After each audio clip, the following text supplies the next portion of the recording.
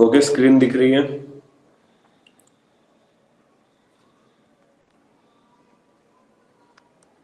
Okay, let us start.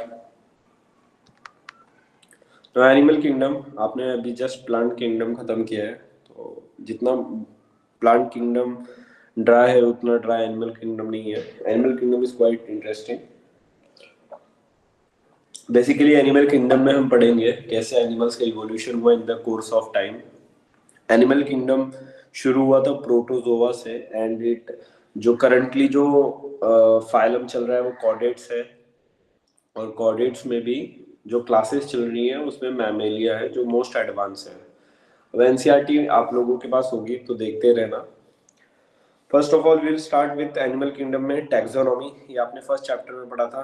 Taxonomy एक branch है science की जो बेसिकली डील करती है स्टडी ऑफ नॉमेनक्लेचर, क्लासिफिकेशन और आइडेंटिफिकेशन। एज यू नो कि अर्थ के ऊपर फर्स्ट चैप्टर के अंदर जो डाटा है कि 1.5 टू 1.8 मिलियन स्पीशीज अभी तक डिस्कवर्ड हुई है। 1.5 टू 1.8 मिलियन स्पीशीज डिस्कवर्ड है। एंड इस डिस्कवर्ड स्पीशीज के अंदर जैसे ही हमने उसको आइडेंटिफाई किया, क्लासिफाई किया और उसका एक नाम रखा, जैसे अब आप लोग हैं, जब भी आपके घर में कोई छोटा भाई या बहन नए न्यू आया होगा तो उसका नामकरण किया गया होगा, या आप ही लोगों का जब आप अर्थ पे आए तो आप एक न्यू स्पीशीज बने, आपको आइडेंटिफाई किया गया आप किस फैमिली से हैं, फिर उसका नॉमेनक्लेचर किया गया। तो सिमिलर थिंग इज डन। ये जो ब्रांच है उसको टैक्सोनॉमी बोलते हैं। तो branch of science which deals with study of nomenclature, classification and identification, it is called as taxonomy. Not taxonomy जो टर्म है ये याद रखना पड़ेगा। टैक्सोनॉमी जो टर्म है वो कैंडोलर ने दिया था, कैंडोलन। मूविंग फॉरवर्ड, अब जैसे कोई क्राइटेरिया होता है कि किस बेसिस पे हम लोग एनिमल किंगडम में को क्लासिफाई करेंगे, क्राइटेरिया ऑफ क्लासिफिकेशन क्या रहेगा। तो क्राइटेरिया ऑफ क्लासिफिकेशन में कुछ क्राइटेरिया दिया है। सबसे पहला जो क्राइटेरिया है वो है लेवल ऑफ ऑर्गेनाइजेशन। हम हर एक क्राइटेरिया को डिटेल में पढ़ेंगे, पर अभी की बात करें तो सबसे पहला क्लासिफिकेशन है वो है लेवल ऑफ ऑर्गेनाइजेशन। सेकंड जो क्लासिफिकेशन है वो है क्राइटेरिया वो है बॉडी प्लेन। थर्ड है सिमेट्री। फोर्थ है सर्कुलेटरी सिस्टम। फिफ्थ है जर्माइनल लेयर्स एंड सीलोम। नेक्स्ट है नोटोकॉर्ड। नेक्स्ट है एम्ब्रियोनिक डेवलपमेंट एंड नेक्स्ट है सेगमेंटेशन। इन फैक्टर्स के बेसिस पे हम जो भी स्पीशीज हैं उनको एक फाइलम में एक फाइलम के अंदर रखेंगे और उस फाइलम में उसकी कॉमन कैरेक्टरिस्टिक जितनी इन सब पैरामीटर्स के बेसिस पे मैच करेगी वो हम स्टडी करेंगे। तो सबसे पहला जो क्राइटेरिया है, क्योंकि एनिमल किंगडम में विदाउट क्राइटेरिया के लेट अस इमेजिन, जैसे मैं एग्जांपल दूं कि मैमल्स की बात करते हैं, तो मैमल्स के अंदर अब अगर आप देखेंगे ह्यूमन बींग्स भी आते हैं, डॉग, कैट, बफेलोस ये सब भी आते हैं। वो हमारे जैसे दिखते तो नहीं है, वो टेट्रापोडा है, वो 4 पैरों से चलते हैं, हम 2 पैरों से चल रहे हैं, फिर भी वो मैमल्स हैं। अब इसमें कुछ कैरेक्टरिस्टिक्स देखी गई थी। तो कैरेक्टरिस्टिक्स क्या थी? Mammary glands, body hair, external pinna, ये सब कैरेक्टरिस्टिक्स के बेसिस पे वो हमारे साथ हैं। तो वैसे ही जितने भी स्पीशीज हैं एनिमल किंगडम में वो किस बेसिस पे किस फाइलम में गई हैं वो क्राइटेरिया हम देखेंगे। तो जो सबसे पहला क्राइटेरिया है एज वी हैव डिस्कस दिख रहा है लेवल ऑफ ऑर्गेनाइजेशन। तो will discuss about level of organisation. Level of organisation का मतलब होता है कि बॉडी किस चीज से बनी है। एज यू नो हम सेलुलर ऑर्गेनिजम्स हैं, तो लाइफ सेल से बनी है, बट उसमें भी टाइप्स होती है। कुछ कुछ लोगों में एक सेल होता है जिसका न्यूक्लियस उनकी लाइफ को कंट्रोल करता है। एक सेल होता है, जैसे एग्जांपल अमीबा ले लो, तो अमीबा का जो न्यूक्लियस है वो पूरी की पूरी लाइफ कंट्रोल करता है उसकी। ऐसे बॉडी स्ट्रक्चर को हम बोलते हैं, या ऐसे ऑर्गेनाइजेशन को हम बोलते हैं प्रोटोप्लाज्मिक लेवल, जिसके अंदर न्यूक्लियस जो है वो ऑर्गेनाइज न्यूक्लियस जो है वो कंट्रोल करता है बॉडी का फंक्शन, उसको हम बोलते हैं प्रोटोप्लाज्मिक लेवल। उसके अंदर जो एग्जांपल्स हैं वो है प्रोटोजोन्स। सेकेंड जो है वो है सेलुलर लेवल। सेलुलर लेवल के अंदर सेल्स जो हैं वो अरेंज होते हैं एग्रीगेट में, ग्रुप ऑफ सेल्स एक साथ आते हैं। जैसे यहाँ पे एक सिंगल सेल का फंक्शन था, अब सेलुलर लेवल में क्या होगा, मल्टीपल सेल्स होंगे एक साथ और वो कॉमनली एक फंक्शन परफॉर्म करेंगे। इसको हम क्या बोलते हैं, cell aggregate. Cells arranged in an aggregate to perform a common function are classified under cellular level. तो ये ऑर्गेनाइजेशन या सेलुलर लेवल किस में दिखती है, पोरीफेरा के अंदर या स्पॉन्जेस के अंदर। तो ये याद रखो, दो क्लासिफिकेशन हो गई। सबसे पहले सेलुलर लेवल थी, सेलुलर में पोरीफेरा और प्रोटोप्लाज्मिक लेवल में protozoans. Now will come to tissue level. आपको पता है बहुत सारे सेल्स मिलके टिश्यू बनाते हैं, बहुत सारे टिश्यू मिलके ऑर्गन बनाते हैं, बहुत सारे ऑर्गन मिलके ऑर्गन ऑर्गन सिस्टम बनाते हैं, और बहुत सारे ऑर्गन सिस्टम एक इंडिविजुअल को राइज देता है। तो टिश्यू लेवल की जो ऑर्गेनाइजेशन है उसकी डेफिनेशन ये है कि group of cells irrespective of shape and size performing common function. इसका एग्जांपल है सिलेंट्रेटा, नाइडेरिया एंड टीनोफोरा। ठीक है, ये आप लोगों को याद रखना पड़ेगा। टोटल फाइलम जो एनसीईआरटी में गिवन है, आप एनसीईआरटी में देख भी सकते हैं, 11 फाइलम्स हैं, starting from Porifera, then come Coelenterata, then come Ctenophora, then comes Platyhelminths, then come Aschelminths, then annelida, then arthropoda, then mollusca, then echinodermata, hemichordata and chordata. These are the 11 phylums. तो वो आपके NCERT में page 2 पे ही लिखा है, तो आप उसके बेसिस पे ये जो मैं क्राइटेरिया दे रहा हूँ आप उसको नोट डाउन भी कर सकते हो। जो टिश्यू लेवल का ऑर्गेनाइजेशन है, अगेन मैं बता रहा हूँ, उसके डेफिनेशन ये है कि group of cells irrespective of shape and size performing common function. इसके अंदर दो स्पीशीज आती हैं आउट ऑफ 11, सिलेंट्रेटा और टीनोफोरा आता है। तो सिलेंट्रेट्स एंड टीनोफोर्स में टिश्यू लेवल की ऑर्गेनाइजेशन है, जबकि पहला वाला जो पोरीफेरा है उसके अंदर सेलुलर लेवल का ऑर्गेनाइजेशन है। Now coming next, organ level आएगा। ऑर्गन लेवल के अंदर आता है निमेटोड। ऑर्गन लेवल के अंदर आते हैं वर्म्स, निमेटोडा। इसमें दो वर्म्स आते हैं या दो फाइलम्स हैं वर्म के। पहला है प्लेटीहेल्मिन्थs, सेकंड है एस्कहेल्मिन्थs। प्लेटीहेल्मिन्थs एंड एस्कहेल्मिन्थs आप लोगों को दिख रहा होगा। ऑर्गन लेवल ऑफ ऑर्गेनाइजेशन में प्लेटीहेल्मिन्थs और एस्कहेल्मिन्थs आते हैं।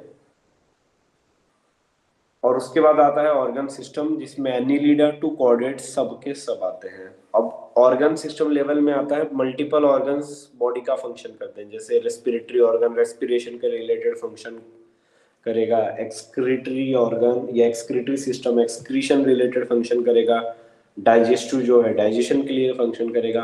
तो ये सारे सिस्टम ऑर्गन लेवल और ऑर्गन सिस्टम लेवल से शुरू होते हैं। जो नेक्स्ट है अपना वो है बॉडी प्लेन। बॉडी प्लेन की अगर बात करें तो उसके अंदर दो टाइप की बॉडी प्लेन है। पहला है सेल एग्रीगेट, जैसे दिख रहा है, पहला जो बॉडी फंक्शन है वो सेल एग्रीगेट है, और सेकंड जो है वो ब्लाइंड सैक पैटर्न है या ब्लाइंड सैक टाइप। ये आपको याद रखना पड़ेगा।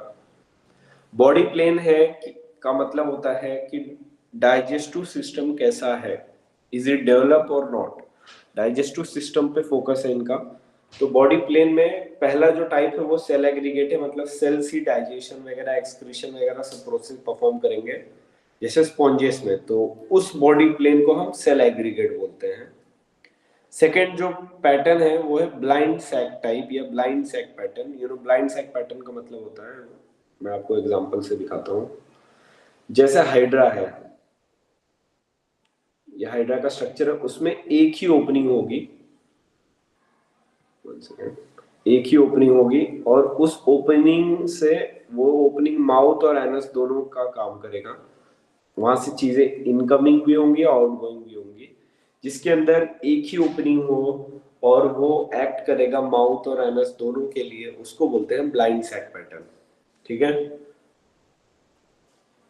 समझा blind sac pattern. Blind sac pattern का डेफिनेशन अगर मैं बताऊं तो animals having incomplete digestive system with only single opening which serves a common pathway for both mouth and anus।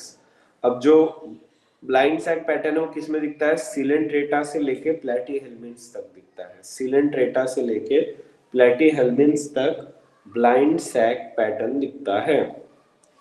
Now coming towards next body plan, तो वो है tube within tube. जैसे मैंने बोला ब्लाइंड सैक पैटर्न में क्या था, एक ओपनिंग है, वो ओपनिंग्स के थ्रू ही पूरा का पूरा माउथ और एनस दोनों का फंक्शन हो रहा है। Similarly tube within tube के अंदर व्हाट हैपन कि ऑर्गेनिज्म जो है वो ऐसा डेवलप होता है कि उसमें दो ओपनिंग्स होती हैं, माउथ के लिए अलग, एनस के लिए अलग। देखो ये एक ओपनिंग है, इसमें ये माउथ की तरह एक्ट करेगा, और ये एक ओपनिंग है जो एनस की तरह एक्ट करेगा। तो जिसके अंदर दो ओपनिंग हो which act both as a mouth and anus, जैसे हमारे अंदर है माउथ और एनस सेपरेटेड है, तो इस बॉडी पैटर्न को हम tube within tube body pattern बोलते हैं। Okay, tube within tube body pattern बोलते हैं। डेफिनेशन की बात करें तो two openings different mouth and anus separately, इसको बोलते हैं tube within tube pattern. और इसका एग्जांपल है Aschelminths to chordates. Aschelminths to chordates. अब तक हमने क्या देखा है, एक बार क्विक रिकैप कर लेते हैं। अब तक हमने देखा है, पहला है लेवल ऑफ ऑर्गेनाइजेशन क्राइटेरिया में, उसमें प्रोटोप्लाज्मिक लेवल देखा, सेलुलर लेवल देखा, टिश्यू लेवल देखा, और ऑर्गन सिस्टम लेवल देखा। सेकेंड जो क्राइटेरिया है वो है बॉडी प्लेन का। बॉडी प्लेन के क्राइटेरिया में पहला है सेल एग्रीगेट टाइप, जिसमें स्पॉन्जेस या पोरिफेरा आते हैं, जिसमें सेल कंट्रोल करता है। नेक्स्ट है blind sac type. Blind sac type में animals having incomplete digestive system, इसमें एक ही ओपनिंग होती है, और ट्यूब विद इन ट्यूब जिसमें टू ओपनिंग्स होती हैं। नेक्स्ट जो बात करें, नेक्स्ट आ जाता है सर्कुलेटरी सिस्टम। अब सर्कुलेटरी सिस्टम नेक्स्ट क्राइटेरिया है तीसरा, एज यू कैन सी तीसरा क्लासिफिकेशन है सर्कुलेटरी सिस्टम। सर्कुलेटरी सिस्टम दो टाइप का होता है, आपने बॉडी फ्लूइड्स में आगे चल के हम देखेंगे भी, बट अभी की बात करें तो सर्कुलेशन सिस्टम में दो टाइप है, ओपन और क्लोज। ओपन के अंदर आता है हार्ट, और क्लोज के अंदर भी आता है हार्ट। सबसे पहले ये याद रखना पड़ेगा कि ओपन और क्लोज दोनों के अंदर हार्ट कॉमन कैरेक्टर है। ओके, हार्ट जो है वो दोनों में कॉमनली दिखता है। हार्ट के बाद ओपन में डायरेक्टली ब्लड साइनस के थ्रू बॉडी में जाता है, जैसे आप लोग फाउंटेन देखते हो, इसके अंदर ब्लड कैपिलरीज नहीं है। जो ऑर्गन्स हैं वो हार्ट से ब्लड सीधा एक पानी कैसे फ्लो करता है डायरेक्ट ऑर्गन्स पे आता है, जबकि क्लोज के अंदर हार्ट से ब्लड छोटे छोटे वेसल्स में जाता है, जिसके कारण प्रॉपर डिस्ट्रीब्यूशन हो सकता है। इसका एग्जांपल अगर मैं तुम्हें दूं तो बाथरूम में टैप और शावर तुम्हें पता है, टैप से वाटर एक साथ ज्यादा आ जाता है, और शावर से वो छोटे छोटे माइन्यूट गैप से मल्टीपल पोर्स के थ्रू आता है, तो ज्यादा एफिशिएंट शावर हो जाता है। जैसे वैसे ही हार्ट से ब्लड डायरेक्ट अगर कैपिलरीज में जाओ तो वो ज्यादा एफिशिएंट हो जाता है, बिकॉज उसमें वेस्टेज ऑफ ब्लड या वेस्टेज ऑफ ऑक्सीजन कम हो जाता है। As you can see open के अंदर लेस एफिशिएंट ब्लड ट्रैवल करता है as compared to close circulation, जिसमें एफिशिएंसी काफी बढ़ जाती है। बात करें ओपन सर्कुलेशन की तो वो कहाँ किस में दिखता है, arthropoda, Mollusca, Echinodermata, Hemichordata and few protochordates जैसे ट्यूनिकेट्स। और अगर क्लोज की बात करूं तो क्लोज सर्कुलेशन दिखता है एनिलिडा में, और फर्स्ट टाइम ये एनिलिडा में दिखा था। एनिलिडा एक इकलौता इनवर्टिब्रेट्स है जिसके अंदर क्लोज सर्कुलेशन दिखता है। उसके बाद ये कॉर्डेट्स में दिखता है, और मोलस्का के सिर्फ दो स्पीशीज ऑक्टोपस और लॉलीगो के अंदर दिखता है। दोनों भी स्पीशीज एनसीईआरटी में गिवन है एग्जाम्पल के फॉर्म में, लॉलीगो और ऑक्टोपस। तो क्लोज सर्कुलेशन पूरे इनवर्टिब्रेट जो हमने 11 फाइलम देखा उसमें एनिलिडा में दिखता है, और लास्ट वाला कॉर्डेट्स में दिखता है, और मोलस्का के एक एग्जांपल ऑक्टोपस में दिखता है। ठीक है, अगर बात करें नेक्स्ट की तो नेक्स्ट क्राइटेरिया है सिमेट्री की। सिमेट्री क्या होती है, बॉडी को एक इमेजिनरी एक्सिस में डिवाइड कर दो। जैसे हमारी बॉडी को एक इमेजिनरी लाइन ले लो, imaginary line let's suppose from head to toe, उसमें से बॉडी को अगर हम कट करें तो वो दो इक्वल हिस्से में अगर बन रहा होगा तो हम उसको बायलैटरल सिमेट्री बोलेंगे। अगर सिमेट्री सही नहीं होगी जैसे अमीबा में तो हम उसको बोलेंगे असिमेट्री। और अगर वो सर्कुलर अगर वो सर्कुलर स्ट्रक्चर होगा तो वो मल्टीपल स्ट्रक्चर में डिवाइड होगा। मैं आपको एग्जांपल के साथ बताता हूँ। जैसे ये ह्यूमन बॉडी है। अब ह्यूमन बॉडी को मैं अगर एक इमेजिनरी एक्सिस में कट करूं, जैसे ये रेड लाइन इमेजिनरी एक्सिस है जो सेंटर से पास हो रही है, तो दो हाफ मिलेंगे, एक ये वाला, एक ये वाला। इसको बोलते हैं बायलैटरल सिमेट्री। एक इस साइड का पार्ट हो जाएगा, एक इस साइड का पार्ट हो जाएगा। सिमिलरली अगर मैं दूसरी बात करूं अमीबा का, तो अमीबा का स्ट्रक्चर ऐसा होता है। अब उसको अगर मैं डिवाइड करूं तो वो आधा पार्ट इस साइड आ जाएगा, वन थर्ड, आधा टू थर्ड उस साइड इमेजिनरी लाइन से, तो इसको बोलते हैं असिमेट्री। और सिमिलरली अगर मैं बात करूं कोई सर्कुलर स्ट्रक्चर है और उसमें सेंट्रल एक्सिस को मैं इंपॉर्टेंस दे के एक जगह से कट मारूं, तो इसके इसमें मल्टीपल प्लेन से हम बॉडी को कट कर सकते हैं इक्वल सिमेट्री में। जैसे एग्जांपल देखो, इस सर्कल के हमने 8 टुकड़े किए हैं। अगर सिर्फ एक ही करते तो वो बायलैटरल सिमेट्री हो जाता। अगर मल्टीपल एक्सिस से कटिंग पॉसिबल है, वो करने के बाद सेंट्रल एक्सिस से वो चीज पास हो रही है, तो हम उसको रेडियल सिमेट्री बोलते हैं। देखो प्लीज, रेडियल सिमेट्री ऐसी भी होती है, इसको रेडियल सिमेट्री नहीं बोलेंगे क्योंकि इसमें एक्सिस नहीं है। यहाँ पे एक्सिस यहाँ पे आ रहा है, यहाँ पे आ रहा है, यहाँ पे आ रहा है, और इसके अंदर सबका एक्सिस एक कॉमन पॉइंट पे आ रहा है। तो कॉमन पॉइंट पे अगर एक्सिस आए उसको हम बोलते हैं रेडियल सिमेट्री। अब बात करें डेफिनेशन की, तो बायलैटरल सिमेट्री के अंदर बायलैटरल सिमेट्री की डेफिनेशन है when body is divided into two similar half by an axis. तो बायलैटरल सिमेट्री के दो एग्जांपल है, प्लैटीहेल्मिन्थ टू कोऑर्डिनेट्स, ये सारे के सारे बायलैटरल सिमेट्री के एग्जांपल हैं जिसमें बॉडी टू इक्वल हाफ्स में डिवाइड हो जाती है। नेक्स्ट है रेडियल सिमेट्री। रेडियल सिमेट्री की अगर बात करूं तो when any plane passing through the central axis divides animal into two half, it is called as radial symmetry. इसका एग्जांपल है Ctenophora, Coelenterata and Echinodermata. Ctenophora, Coelenterata and Echinodermata. और जो again body symmetry में तीसरा और आखिरी type है, उसका नाम है असिमेट्री। असिमेट्री की डेफिनेशन है any plane passing through centre divides it into unequal half of the body, it is called asymmetry। जैसे मैंने ऊपर एग्जांपल भी दिया आप लोगों को कोई भी एक असिमेट्रिक बॉडी है, उसको सेंट्रल एक्सिस से कट मारोगे तो क्या मिलेगा, दो अनइक्वल पार्ट मिलेगा बॉडी का, उसको बोलते हैं असिमेट्री। और ये किसके अंदर दिखती है, स्पॉन्जेस के अंदर दिखती है। ओके, नेक्स्ट टॉपिक पे आते हैं। नेक्स्ट क्राइटेरिया पांचवा। अब तक हमने 4 क्राइटेरियाज पढ़े हैं, लेट मी शो यू। सबसे पहले हमने लेवल ऑफ ऑर्गेनाइजेशन पढ़ा, फिर बॉडी प्लेन पढ़ा, फिर सिमेट्री पढ़ी, फिर सर्कुलेटरी सिस्टम पढ़ा। अब हम पढ़ेंगे पांचवा क्लासिफिकेशन, जिसका नाम है जर्माइनल लेयर्स।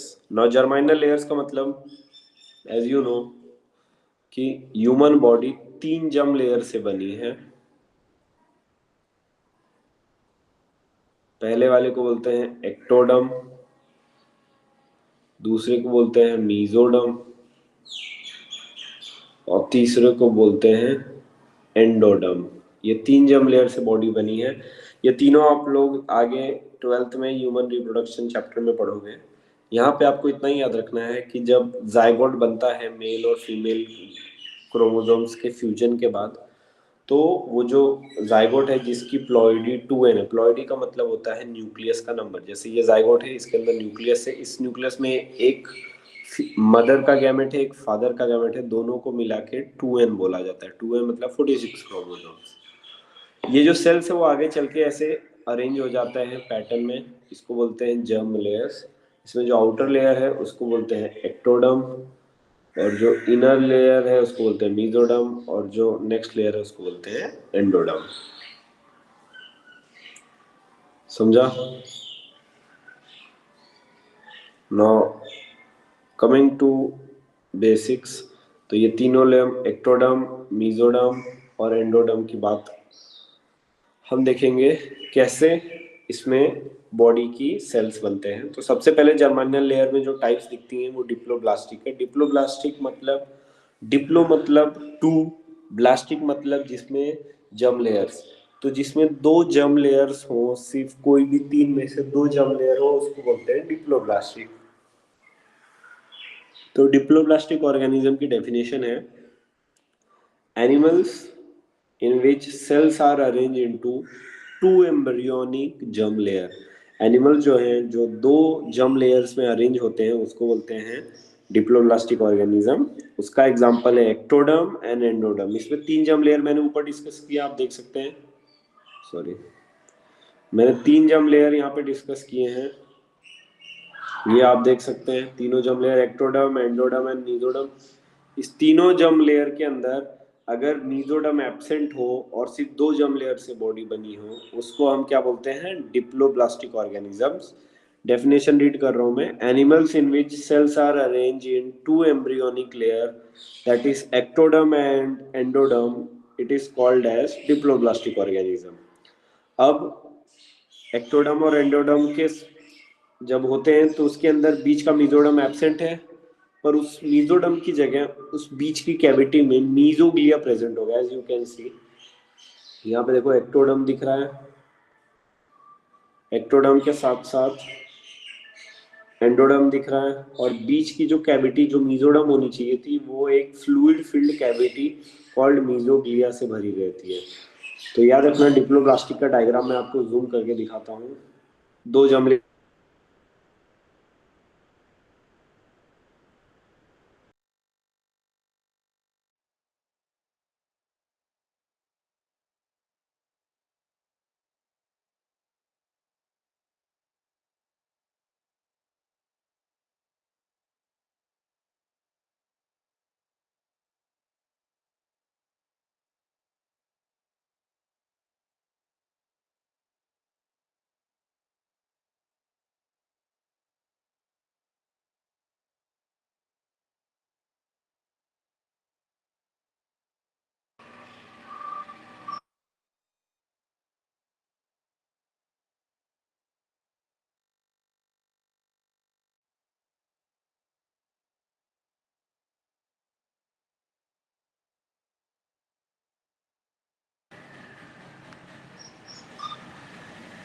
तो जैसे कि आप लोग देख पा रहे हो कि जम लेयर्स में हमने अभी डेफिनेशन देखा कि जम लेयर्स का डेफिनेशन जो होता है, जम लेयर्स की डेफिनेशन होती है जिसके अंदर 3 जम लेयर्स होती हैं, एक्टोडर्म, एंडोडर्म और mesoderm.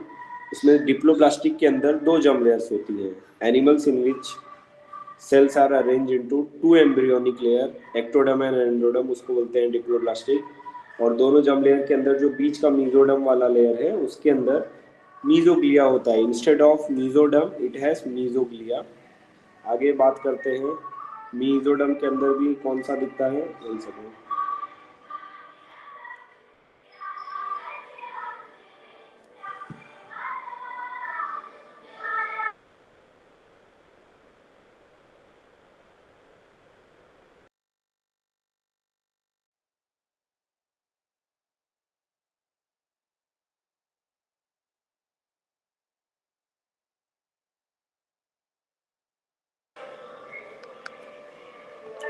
Okay, now will see ट्रिप्लोप्लास्टिक। ट्रिप्लोप्लास्टिक मतलब एनिमल्स इन विच तीनों की तीनों जर्म लेयर्स प्रेजेंट है, एक्टोडर्म, एंडोडर्म एंड मीजोडर्म। ऊपर वाले में मीजोडर्म एब्सेंट था, मीजोडर्म की जगह वहां पे मीजोग्लिया था।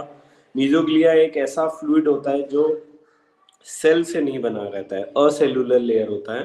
ट्रिप्लोप्लास्टिक में तीनों जर्म लेयर होती हैं, as you can see, ectoderm, endoderm and mesoderm. Ectoderm भी प्रेजेंट है, मीजोडर्म भी प्रेजेंट है, एंडोडर्म भी प्रेजेंट है। इस तीनों जर्म लेयर्स को अगर प्रेजेंट हो एक बॉडी में उसको हम बोलते हैं ट्रिप्लोप्लास्टिक। वहीं अगर सिर्फ और सिर्फ 2 जर्म लेयर प्रेजेंट हो और बीच का स्पेस खाली हो, जैसे यहाँ पे दिख रहा है, उसको बोलते हैं डिप्लोप्लास्टिक। अब ट्रिप्लोप्लास्टिक किस में दिखता है? प्लेटीहेल्मिन्थ से लेके कॉर्डेट्स, यहाँ तक तीनों में दिखता है। Right from Platyhelminth to chordates. Next जो क्राइटेरिया है वो है सीलोम। अब सीलोम यू नो क्या होता है? सीलोम जानने के लिए आपको एक चीज समझनी पड़ेगी। सीलोम तब बनता है, मीजोडर्म, ये मीजोडर्म में बना रहा हूँ, मीजोडर्म के अंदर ये जो खाली स्पेस है, दिस इज मीजोडर्म। मीजोडर्म के अंदर अगर बॉडी डिफरेंशिएट हो जाए एक और कैविटी में, बॉडी अगर डिफरेंशिएट हो जाए, ये ब्लू कलर वाला जो स्पेस है एक और कैविटी के अंदर, तो हम इसको बोलते हैं सीलोम। तो बेसिकली सीलोम क्या है? एक कैविटी है जो एब्डोमिनल वॉल में होती है, पूरे एब्डोमिनल रीजन में। और ये इसलिए होती है कि आगे चल के ऑर्गेनिज्म की ऑर्गन्स की ग्रोथ होगी तो वो साइज एकोमोडेट कर सके। तो बेसिकली सीलोम क्या है? एक कैविटी है जो एब्डोमिनल वॉल से लेके इंटरनल ऑर्गन्स के बीच में प्रेजेंट रहती है, और ये सिर्फ मीजोडम में दिखती है। तो सीलोम होने के लिए आपको मीजोडम होना फर्स्ट क्राइटेरिया है। सीलोम की बात करूं तो it is a cavity present between abdominal gut. आप देख सकते हैं एब्डोमिनल गट में जो कैविटी प्रेजेंट है, it is a cavity present between abdominal gut wall, gut and wall, and it is important for the growth of visceral organ। visceral organs का मतलब होता है सॉफ्ट organs जैसे लीवर, किडनी, ये सब जो organs है इनका जो ग्रोथ होता है वो किसके ऊपर डिपेंड करता है? एब्डोमिनल के अंदर जो ये कैविटी है जिसको सीलोम बोलते हैं। तो सीलोम एक कैविटी है जो मीजोडम के अंदर पाई जाती है।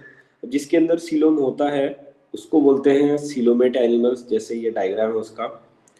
सिमिलरली सीलोम दो टाइप्स का है, साइजो और एंटेरो। ये आप लोगों को पहले आता था 2015 से पहले, ये याद नहीं रखना है।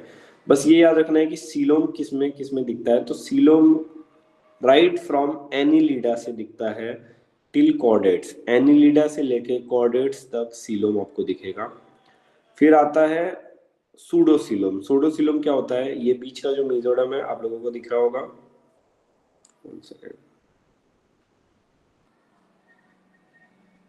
ये बीच का मेजोडम दिख रहा है आपको, ये वाले। ये मीजोडम के अंदर कैविटी जो है वो पाउच के अंदर रहेगी। जैसे देखो एक ये पाउच है, एक ये पाउच है, एक ये पाउच है और एक ये पाउच है। अगर वो जो कैविटी है वो पाउचेस के अंदर एग्जिस्ट करती है तो पाउचेस के अंदर सीलोम अगर डेवलप हो रहा है तो उसको सूडोसीलोम बोलते हैं। और एक होता है असीलोमेट। पहले आप असीलोमेट के देखो तो आपको आइडेंटिफाई होगा सूडोसीलोम। असीलोमेट के अंदर देखो मीजोडम में कोई कैविटी नहीं, ये मीजोडम है और ये पूरी खाली है, तो ये असीलोमेट है। अगर मीजोडम में कैविटी पाउच के फॉर्म में है, जैसे देखो इसमें दिख रही है, मैंने ब्लू से आइडेंटिफाई किया है, तो इसको बोलते हैं सूडोसीलोम। और अगर ये सीलोम पूरा का पूरा लेयर फॉर्म करके बैठा है, जैसे यहाँ पे ये देखो, यहाँ से लेके, I will mark it with red, यहाँ से लेके पूरा ये स्ट्रक्चर सीलोम है। तो मीजोडम के अंदर अगर ये कैविटी है तो सीलोम एनिमल्स जो एनिलिडा से लेके कहाँ तक दिखते हैं? कॉर्डेट्स तक। फिर है सूडोसीलोम जिसके अंदर सिर्फ पाउच में दिखता है, और इसका एक ही एग्जांपल है सूडोसीलोम का, वो है एस्केल्मिन्स। किसके अंदर दिखता है? एस्केल्मिन्स एक इकलौता एग्जांपल है जिसके अंदर सूडोसीलोम ऑर्गेनिजम्स दिखते हैं। असिलोमेट की बात करूँ तो एनिमल जिसके अंदर कैविटी होती ही नहीं है पर मीजोडम लेयर होता है उसको बोलते हैं असिलोमेट एनिमल्स। इसका बेस्ट एग्जांपल है प्लेटी हेलमिन्स। क्या एग्जांपल है? प्लेटी हेलमिन्स। डन। नेक्स्ट बात करते हैं सेगमेंटेशन। नेक्स्ट क्राइटेरिया जो है 7 नंबर का वो है सेगमेंटेशन। अब सेगमेंटेशन क्या होती है आप लोगों को पता है? कोई भी ऑर्गेनिज्म है, कोई भी ऑर्गेनिज्म है, जैसे ये देखो, ये कॉकरोच की बॉडी अगर हम इमेजिन करें तो कॉकरोच की बॉडी के अंदर बहुत सारे, आप लोगों ने ये एंट्स के अंदर या इंसेक्ट के अंदर ऐसे लाइंस देखे होंगे या कंपार्टमेंट्स देखे होंगे। ये एक को हम लोग क्या बोलते हैं? This single piece, it is called as segment. इसको अकेले को हम क्या बोलते हैं? सेगमेंट। ऐसे सेगमेंटेशन को, जैसे ये एक सेगमेंट हुआ, ये एक हुआ, ये एक हुआ, ये एक हुआ, ये कॉमनली सेगमेंटेशन को मेटामेरिज्म बोला जाता है। यहाँ पे लिखा है, आप देख सकते हैं। इसको क्या बोला जाता है? मेटामेरिज्म। मेटामेरिज्म मतलब एक के बाद एक सब्सिक्वेंट सेगमेंटेशन बॉडी में दिखे, इसको बोलते हैं मेटामेरिज्म। अब सेगमेंटेशन दो टाइप के होते हैं। एक होता है सिर्फ एक्सटर्नल, मतलब सिर्फ बाहर से रहेगा, जैसे कॉकरोच में मैंने आपको दिखाया बाहर से दिख रहा है, बट इंटरनली बॉडी सेगमेंटेड नहीं हो। और एक होता है इंटरनल प्लस एक्सटर्नल, जैसे अर्थवर्म में, अर्थवर्म में ये उसकी बॉडी है अर्थवर्म की। ये अर्थवर्म की बॉडी है, इसके अंदर सेगमेंटेशन अंदर नीचे तक भी होता है, बाहर तो होता ही है, अंदर तक भी होता है, उसको हम बोलते हैं इंटरनल प्लस एक्सटर्नल या इंटरनल सेगमेंटेशन बेसिकली। तो पूरा सेगमेंटेशन मेटामेरिज्म अर्थवर्म या एनिलिडा में मिलता है, और सिर्फ एक्सटर्नल सेगमेंटेशन थोड़ा बहुत ऑर्थोपोडा के कॉकरोचेस के अंदर या इंसेक्ट ग्रुप के अंदर दिखता है। नेक्स्ट जो क्राइटेरिया है क्लासिफिकेशन का वो है नोटोकॉर्ड। अब नोटोकॉर्ड आप लोगों को पता है, हमारे बैक साइड पे डॉर्सल रीजन पे एक कैविटी है बीच में, जिसके अंदर से नर्व्स जाती हैं, जिसको हम स्पाइनल नर्व्स बोलते हैं। वो जो बंडल है नर्व्स का उसको नर्व कॉर्ड बोला जाता है। नर्व कॉर्ड, नर्व कॉर्ड बाहर से प्रोटेक्टेड रहता है वर्टिब्रल कॉलम से, आप लोगों को पता है। और नोटोकॉर्ड ने ही नर्व कॉर्ड को वो स्ट्रेंथ दी है कि हमारा जो पोस्चर है बॉडी का वो इरेक्ट है। जैसे एग्जांपल की बात करें तो आज हम इरेक्ट पोस्चर में बात कर सकते हैं, चल सकते हैं, जबकि पहले हमारे जो पूर्वज थे वो नहीं कर पाते थे।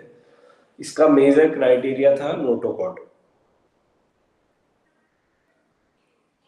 तो नोटोकॉर्ड ये कैरेक्टरिस्टिक है कॉर्डेट्स के अंदर, जिसकी वजह से वो इरेक्ट पोस्चर में आ पाते हैं। तो नोटोकॉर्ड की अगर मैं बात करूं तो it is a mesodermal in origin and rod like structure. It is mesodermal in origin and rod like structure on the dorsal side. Dorsal मतलब पीछे के side of some animals, example Chordata. सारे कॉर्डेटा जो हम धीरे धीरे एक एक फाइलम, जो हम मैंने बोले कि टोटल 11 फाइलम्स हैं, हम एक एक को जब धीरे धीरे पढ़ेंगे डिटेल में तो आपको ये नोटोकॉर्ड कहाँ आता है, कैसा दिखता है, मैं आई विल शो यू। अभी आपको ये याद रखना है कि मेसोडर्मल इन ओरिजिन है। नोटोकॉर्ड्स किस ओरिजिन में है? मेसोडर्मल इन ओरिजिन है। और मेसोडर्म के साथ साथ ये लोग एक रिजिड रॉड लाइक स्ट्रक्चर है जो बैक साइड डॉर्सल साइड पे सपोर्ट करते हैं। नेक्स्ट है एम्ब्रियोनिक डेवलपमेंट। एम्ब्रियोनिक डेवलपमेंट जैसे मैंने बोला ब्लाइंड सैक पैटर्न में एक ही ओपनिंग थी जो माउथ और एनस दोनों के लिए काम करती थी, जबकि ट्यूब विद इन ट्यूब के अंदर दो ओपनिंग्स थी, एक माउथ के लिए अलग ओपनिंग थी और एनस के लिए अलग ओपनिंग थी। अब उस दोनों ओपनिंग्स में जो tube within tube pattern है, अगर माउथ पहले बन जाए एनस बाद में बने उसको बोलते हैं प्रोटोस्टोमिएट्स। उसको क्या बोलते हैं? प्रोटोस्टोमिएट्स। और अगर सेकंड जो केस है एनस पहले बन जाए माउथ बाद में बने उसको हम बोलते हैं ड्यूटेरोस्टोमिएट्स। क्या बोलेंगे? ड्यूटेरोस्टोमिएट्स। समझा है? Protostomates and ड्यूटेरोस्टोमिएट्स।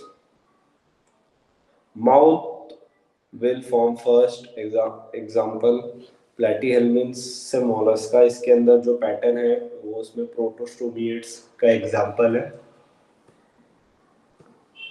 तो अगेन मैं एक बार रिवाइज कराता हूँ। प्रोटोस्टोमिएट्स का मतलब होता है जिसके अंदर माउथ और एनस दोनों ओपनिंग में से कौन पहला बन रहा है। अगर माउथ पहले बन रहा है उसको प्रो मतलब फर्स्ट, स्टोमिएट मतलब माउथ। तो अगर माउथ पहले बन रहा है प्रोटो, अगर माउथ दूसरे नंबर पे बन रहा है ड्यूटेरो मतलब सेकेंड, तो उसको बोलेंगे ड्यूटेरोस्टोमिएट्स। ओके। अब आखिरी क्राइटेरिया जो है वो है लार्वल स्टेज। लार्वा क्या होता है? ये छोटे ऑर्गेनिजम्स के अंदर एडल्टहुड या एडल्ट में डेवलप होने के लिए कुछ स्टेजेस होते हैं। उस स्टेजेस के अंदर वो लोग कुछ कैरेक्टरिस्टिक गेन करते हैं, कुछ कैरेक्टरिस्टिक्स लॉस करते हैं। तो लार्वल स्टेज जो होता है वो बेसिकली डेवलपमेंटल स्टेजेस होते हैं लोअर ऑर्गेनिजम्स में, हमारे अंदर नहीं दिखते। मॉस्किटो के अंदर जैसे आपने पढ़ा होगा लार्वा, प्यूपा, फिर वो एडल्ट मॉस्किटो बनता है। तो वैसे ही ये जो डेवलपमेंट है लार्वा और प्यूपा, इसको लार्वल स्टेज बोलते हैं। तो जिसके अंदर लार्वा स्टेज होता है वो इनडायरेक्ट डेवलपमेंट बोलते हैं, एंड जिसके अंदर लार्वा एब्सेंट होता है उसको डायरेक्ट डेवलपमेंट बोलते हैं। इनडायरेक्ट मतलब सबसे पहले ये बर्थ होगा, बर्थ के बाद वो स्टेजेस से जाएगा। मान लो ये एक स्टेज है लार्वा, उसके बाद वो मैच्योर और एडल्ट बनेगा, उसको हम बोलते हैं लार्वल डेवलपमेंट। हमारे में क्या होता है, छोटा बच्चा पैदा होता है, स्मॉल बेबी, वो डायरेक्टली एडल्ट जैसा दिखता है और धीरे धीरे वो एडल्ट में कन्वर्ट होता है। ये जो कैरेक्टरिस्टिक है, इसमें कोई लार्वल स्टेज नहीं होता, तो इसको डायरेक्ट डेवलपमेंट बोलते हैं। Direct development characteristic advance characteristic है और ये हायर ऑर्गेनिजम्स में दिखते हैं। मोस्टली लोअर ऑर्गेनिजम्स में, सिलेंट्रेट्स वगैरह में, ऑर्थोपोड्स वगैरह में इनडायरेक्ट डेवलपमेंट दिखता है।